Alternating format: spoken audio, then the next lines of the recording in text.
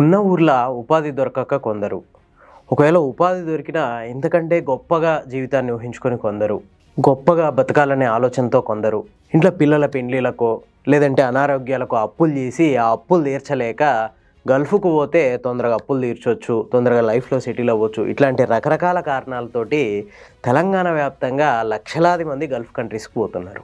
ఇందులో కొద్దిమంది కళలు నెరవేరుతున్నా కొద్దిమంది కళలు మాత్రం కళల లెక్కనే మిగిలిపోతున్నాయి. అంతేకాదు సర్వం కోల్పోయి తిరిగి సొంతూరుకు రావాల్సిన పరిస్థితులు వస్తున్నాయి. ఏజెంట్ల మోసాలు, పోయిన కాడ పని దొరకకపోవడం, దొరికిన అక్కడ యజమానుల వేధింపులు, ఇట్లా రకరకాల కారణాల వల్ల సొంతూర్లకు తిరిగి వచ్చేస్తున్నారు. అప్పులు చేసి ఉన్నదంతా ఊడిచిపెట్టి గల్ఫ్కు పోయి తిరిగి ఉత్త చేతులతోటి సొంతూర్లకు రావాల్సిన పరిస్థితులు ఏర్పడుతున్నాయి. ఇదంతా ఒకవైపు అయితే, ఇంకోవైపు కొద్దిమంది అసలు పూర్తిగా కనిపించకుండా పోతున్నారు గల్ఫ్కి వెళ్ళి. రీసెంట్గా ఉపాధి కోసం జోర్డాన్ అయిన 12 మంది వలస కార్మికులు వాళ్ళ ఆవేదనని మాజీ మంత్రి సిద్దిపేట ఎమ్మెల్యే హరీష్ రావు దృష్టికి తీసుకురావడంతో ఈ విషయం వెలుగులోకి వచ్చింది. నిర్మల్, కామారెడ్డి, నిజామాబాద్, జగిత్యాల, సిద్దిపేట ఈ జిల్లాలకు చెందిన ఈ 12 మంది కార్మికులు ఒక ఏజెంట్ మోసం వల్ల జోర్డాన్ వెళ్లాల్సి వచ్చింది. అక్కడికి వెళ్ళిన తర్వాత పని సరిగ్గా లేదు, టైంకి జీతాలు ఇవ్వట్లేదు, అత్యవసర పరిస్థితులలో తిరిగి ఇంటికి వచ్చేసేద్దామంటే అక్కడ యజమాని ఒప్పుకోవట్లేదు. ఇదేందని ఏజెంట్కు ఫోన్ చేస్తే మిమ్మల్ని నమ్మేసినాం, మీరు ఇక రావడానికి లేదు అన్నట్టు చెప్పిండు. దాంతో వాళ్ళు ఏం చేయాలో తెలియక మన ఇండియన్ ఎంబసీ సహాయ సహకారాలు కోరినా పెద్దగా స్పందన లేదు.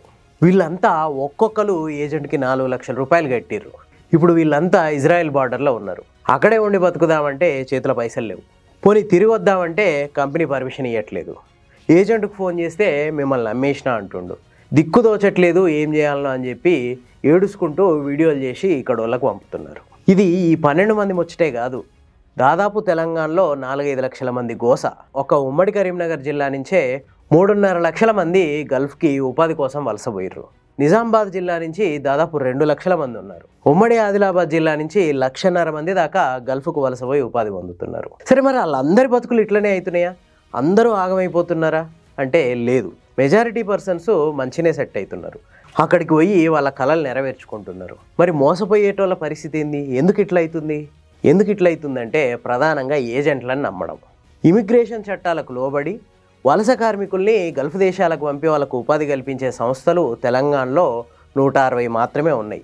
కానీ అక్కడికి పోతే వాళ్ళు రూల్స్, రెగ్యులేషన్స్, టైము, ఇట్లా రకరకాల కారణాల వల్ల అక్కడ ప్రాసెస్ అనేది లేట్ అవుతుంది.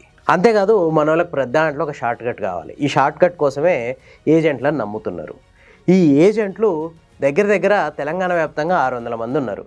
వీళ్ళు వాళ్ళ కింద మరొక సబ్ ఏజెంట్లు ఒక 2-3 వేల మంది వరకు గ్రామాలలో పెట్టుకొని ఈ దందాలు నడిపిస్తున్నారు. రీసెంట్గా దుబాయ్కి చెందిన ఒక ఏజెంటు అజర్బైజాన్లో పండ్ల తోటలలో పని ఉంది అని చెప్పి ఉత్తర తెలంగాణకు చెందిన 23 మంది దగ్గర 92 లక్షల రూపాయలు తీసుకొని పరారైపోయిండు. తీరా అక్కడికి పోయిన తర్వాత అక్కడ పని ఏం లేదు. ఏందిది అని ఏజెంట్ని నిలదీస్తే నాకు సంబంధం లేదన్నట్టు వెళ్ళిపోయిండు ఆయన. దాంతో మళ్ళీ వాళ్ళు ఇండియాలో ఉన్న చుట్టాలకు, దోస్తులకు ఫోన్ చేసి మళ్ళా అప్పో చేసి అక్కడి నుంచి ఇండియాకు వచ్చేసిర్రు. ఉన్నది పోయింది, అప్పు చేయాల్సిన పరిస్థితి వచ్చింది. ఇట్లాంటి ఏజెంట్ల మీద తెలంగాణ వ్యాప్తంగా లాస్ట్ 2 ఏళ్లలో 300లకు పైగా కేసులు నమోదైనాయి. ఇంకా కొద్దిమంది పరిస్థితి అయితే మరీ దారుణం. గల్ఫ్ కంట్రీస్కి ఉపాధి కోసం అని పోయి పూర్తిగా అదృశ్యం అయిపోతున్నారు. అసలు వాళ్ళు ఉన్నారా లేరా, ఏమైపోయారో తెలవక ఇక్కడ కుటుంబ సభ్యులు అరిగోసపడుతున్నారు. నిర్మల్ జిల్లాకు చెందిన తంబాకు శ్రీనివాస్, అదే జిల్లాకు చెందిన పన్నాల శ్రీనివాస్, వీళ్ళిద్దరూ లాస్ట్ ఇయర్ గల్ఫ్ కంట్రీస్కి ఉపాధి కోసం పోయిర్రు. అక్కడికి పోయిన తర్వాత 1-2 రోజులు కుటుంబ సభ్యులతో టచ్లో ఉన్నారు. ఆ తర్వాత కుటుంబ సభ్యులతో సంబంధాలు దిగిపోయినాయి. వాళ్ళు అసలు బతికే ఉన్నారా లేదా అనే విషయం కూడా తెలవక కుటుంబ సభ్యులు తల్లడిల్లిపోతున్నారు. నిజామాబాద్కు చెందిన విజయ్ కూడా అంతే. ఒక ఏజెంట్ ద్వారా కౌలాలంపూర్కి ఉపాధి కోసం పోయిండు. అక్కడికి వెళ్ళిన తర్వాత 2 రోజుల పాటు భార్యతో ఫోన్లో మాట్లాడిండు. ఆ తర్వాత ఫోన్ స్విచ్ ఆఫ్ వస్తుంది. అసలు విజయ్ ఇప్పటికీ బతుకున్నాడా లేదా అనే విషయం మీద ఆవిడ పోరాటం చేస్తుంది. కాంగ్రెస్ పార్టీ వాళ్ళ అభయహస్తం మేనిఫెస్టోలో గల్ఫ్ కార్మికుల సంక్షేమం కోసం రకరకాల హామీలు ఇచ్చింది. గల్ఫ్ కార్మికుల సంక్షేమం, సమగ్ర ఎన్ఆర్ఐ పాలసీల అధ్యయనం కోసం ఒక అడ్వైజరీ కమిటీని కూడా 18 నెలల తర్వాత వేసింది. కానీ ఇప్పటి వరకు ఎట్లాంటి కార్యాచరణ ప్రకటించలేదు.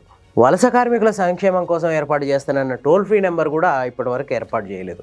గల్ఫ్ కార్మికులు ఏదైనా ప్రమాదంలో లేదంటే వ్యక్తిగత కారణాలతో చచ్చిపోతే ఆ కుటుంబాలకు 5 లక్షల రూపాయల ఆర్థిక సహాయాన్ని ఇక్కడ గవర్నమెంట్ అందిస్తుంది. కానీ ఇది సమస్యకి పరిష్కారం అవుతుందా అంటే కాదనే చెప్పొచ్చు. మూలాలకు మందేయకుండా సమస్య అయిపోయిన తర్వాత పరిహారం ఇచ్చి చేతులు దులుపుకోవడం అనేది ఏదైతే ఉందో అది మరింత దారుణమైన చర్య.